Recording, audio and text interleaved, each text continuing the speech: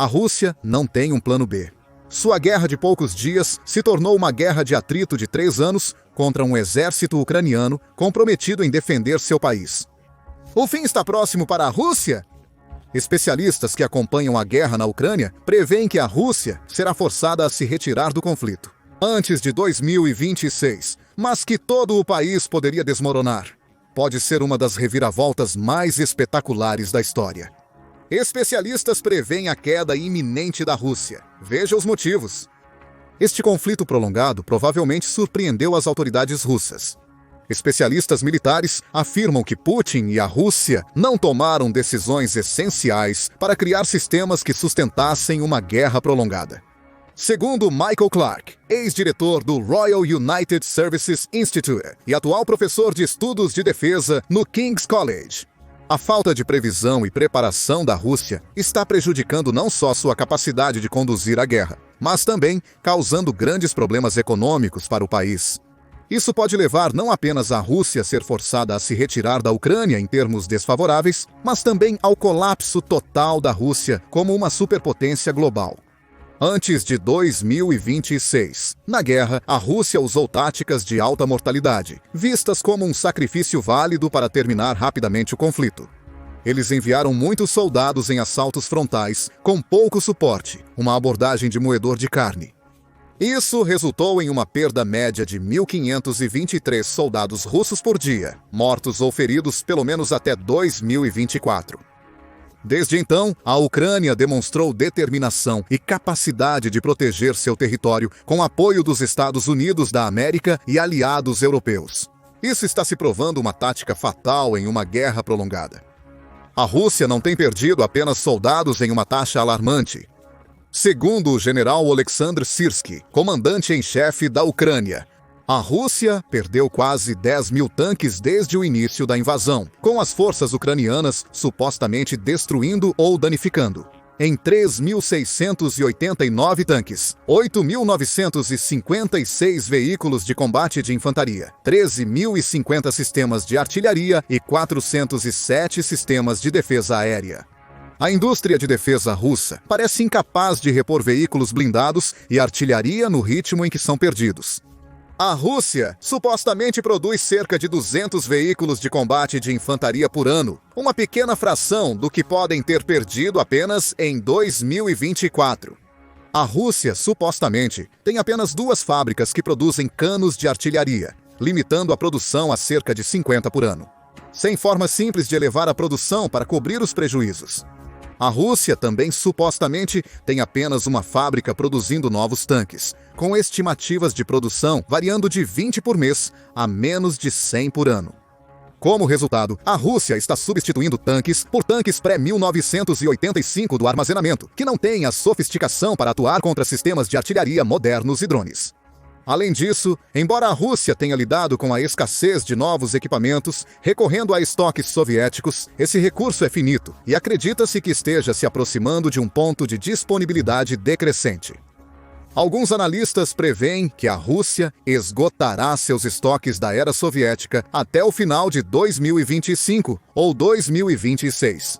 Esse dilema parece estar se manifestando na Rússia, usando menos veículos blindados em seus ataques. Observadores creem que a Rússia iniciou a redução desses veículos em Donetsk em novembro. Em 2024, uma região onde a Rússia antes dependia muito de ataques com veículos blindados para progredir. A Rússia não consegue produzir munições suficientes para suprir as necessidades operacionais, mesmo após intensificar a produção no início da guerra. Estima-se que eles estejam produzindo 250 mil projéteis de artilharia por mês, mas também disparando 10 mil rodadas por dia.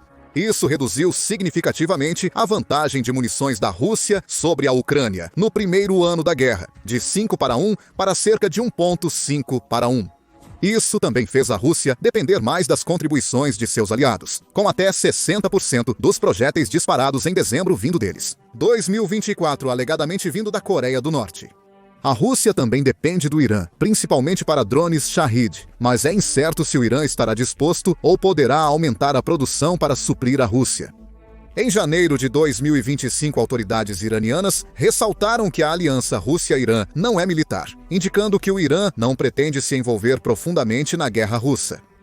Da mesma forma, enquanto a China tem grandes estoques de equipamento militar, até agora eles têm se mostrado relutantes em fornecer à Rússia esse tipo de apoio direto. Sem dúvida, para evitar desencadear sanções econômicas, as táticas de alta mortalidade da Rússia também afetaram significativamente sua mão de obra disponível. Isso, combinado ao tratamento precário dos militares, é um dos motivos para o colapso iminente da viabilidade da guerra na Ucrânia. Além de dizimar o exército russo, com um total de 972.600 soldados perdidos desde o início da invasão em fevereiro de 2022, de acordo com a Ucrânia, também reduziu a disposição dos soldados para lutar e a confiança pública nas operações militares. Embora as estimativas de baixas da Ucrânia possam ser exageradas, a Rússia certamente está sentindo o aperto em julho de 2024. O prefeito de Moscou, Sergei Sobyanin, anunciou 1,9 milhões de rublos, aproximadamente United States dólares dos Estados Unidos, 20.793, como bônus de assinatura para soldados. Contudo, observadores apontam que os incentivos financeiros já excedem o salário médio russo, indicando que aqueles motivados por dinheiro provavelmente já se voluntariaram. Esses incentivos provavelmente terão um impacto limitado. Por isso, o governo busca expandir o grupo de possíveis recrutas. Por exemplo, removendo algumas doenças menores que antes desqualificavam pessoas para o serviço militar. O uso de tropas norte-coreanas pela Rússia também indica a situação crítica de recrutamento. Putin sugeriu que a Rússia pode sustentar uma vitória militar lenta baseada em avanços que expulsam as forças ucranianas de territórios que deveriam estar sob controle russo. Entre outras coisas, ele afirmou que a Rússia não precisava realizar outra convocação parcial involuntária de reservistas, como em setembro de 2022. A Rússia não está tentando alcançar seus objetivos militares rapidamente. Este argumento pressupõe que a Rússia pode superar e resistir ao apoio militar ocidental à Ucrânia, independentemente de quão incremental tenha sido e continue sendo. Considerando o estado atual das forças militares russas, essa suposição é bastante questionável. Enquanto o motor militar da Rússia está lentamente perdendo recursos, o moral e o apoio à guerra também estão diminuindo. Com o sucesso crescente da Ucrânia em levar a guerra à Rússia, a ideia de que este é um conflito externo e de que a própria Rússia é invencível tem sido corroída. A Ucrânia tem sido cada vez mais bem-sucedida em atacar alvos russos com drones. Novos drones de longo alcance, com alcances de até 1.891 quilômetros, colocam muitos alvos russos, incluindo a própria Moscou, ao alcance. Relatos indicam que, em um dia de maio de 2025, 105 drones ucranianos foram detectados e destruídos em território russo, incluindo sobre Moscou. Houve discussões sobre cancelar o desfile da vitória da Segunda Guerra Mundial em 9 de maio, mas ele ocorreu normalmente. No entanto, houve fechamentos de aeroportos e outras interrupções na vida no centro da Rússia como precaução. Houve ataques bem-sucedidos de drones ucranianos em refinarias de petróleo, bases militares e cidades como Belgorod. A Ucrânia atingiu com sucesso Belgorod com uma saraivada de mísseis no dia 30 de dezembro de 2023, supostamente matando 25 pessoas, incluindo 5 crianças, e ferindo mais de 100. Para muitos russos, isso foi visto como uma escalada sangrenta do conflito. Desde então, a Ucrânia tem como alvo um enorme terminal de exportação de combustível no Mar Báltico, perto de São Petersburgo, obrigando a Novotek a suspender as operações por alguns dias. Eles incendiaram uma das maiores refinarias de petróleo da Rússia, nos portos do Mar Negro de Tuapse, e outra grande refinaria em Yaroslavl, cidade do Rio Volga. Por fim, a Ucrânia atacou fabricantes de armamentos e instalações militares em Briansk, Smolensk e Tula. Os ataques ucranianos cada vez mais frequentes e bem-sucedidos estão levando a guerra para a Rússia, que ficou praticamente intocada nos 2 primeiros anos do conflito. A crescente visibilidade da guerra na Rússia está provocando uma reação contra o Kremlin. Relatórios indicam que milhares na Rússia assinaram petições apoiando a candidatura presidencial do político liberal Boris Nadezhdin, que fez do fim da guerra sua única pauta de campanha. A visão russa da guerra também foi afetada pela Ucrânia, avançando e ocupando parte do Oblast de Kursk, sugerindo que a Rússia poderia ter arriscado perder território neste conflito. O Oblast de Kursk está situado na fronteira sudoeste da Rússia, em um território conhecido como Terra Preta, devido ao seu solo altamente fértil. Parece que a Rússia não considerou seriamente incursões em seu próprio território e não fortificou significativamente esta fronteira. Em agosto de 2024, forças ucranianas invadiram Kursk, ocupando uma pequena parte da região. Dando aos russos um gostinho do próprio remédio, a Ucrânia ocupou 482 milhas quadradas do território russo, contendo 92 localidades. Além disso, com apenas o valor de uma divisão de tropas, a força ocupante minou as estratégias ofensivas da Rússia. Em outras áreas, há 78 mil soldados, incluindo norte-coreanos, para tentar remover as 11 mil tropas ucranianas da região. Em março de 2025, com recursos significativos, os russos conseguiram forçar as tropas ucranianas a recuar de áreas-chave de Kursk, usando ataques de drones indiscriminados durante todo o dia para atingir as tropas ucranianas. Um soldado sugeriu que eles viam de 2 a 3 drones a cada minuto nas principais rotas logísticas. Para garantir o sucesso, os russos usaram drones avançados com cabos de fibra óptica imunes a contramedidas eletrônicas. O esforço de guerra também afetou a economia russa, que enfrenta gastos bélicos insustentáveis, inflação alta, escassez de mão de obra e reduções no Fundo Soberano de Riqueza do país. A Rússia sofreu fortemente com as sanções ocidentais desde o começo da guerra, incluindo a exclusão do Society for Worldwide Interbank Financial Telecommunication, o sistema internacional de mensagens financeiras. Milhares de empresas encerraram ou suspenderam as operações na Rússia e centenas de russos ricos tiveram seus ativos congelados ou apreendidos. Vários países também reduziram seu consumo de gás russo. Os impactos das sanções afetam atualmente a economia russa, que cresceu em 2023 e 2024 por causa do aumento nos gastos militares.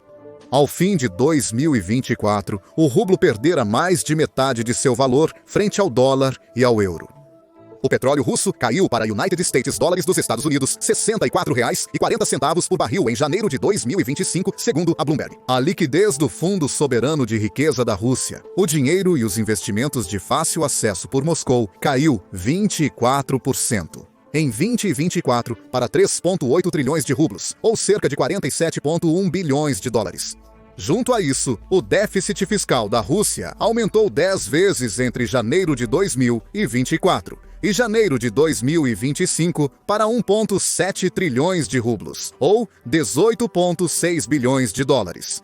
Apesar disso, a Rússia teria alocado 17 trilhões de rublos, 177 bilhões de seu orçamento planejado para 2025 para defesa e segurança, que é 41% de todo o seu orçamento.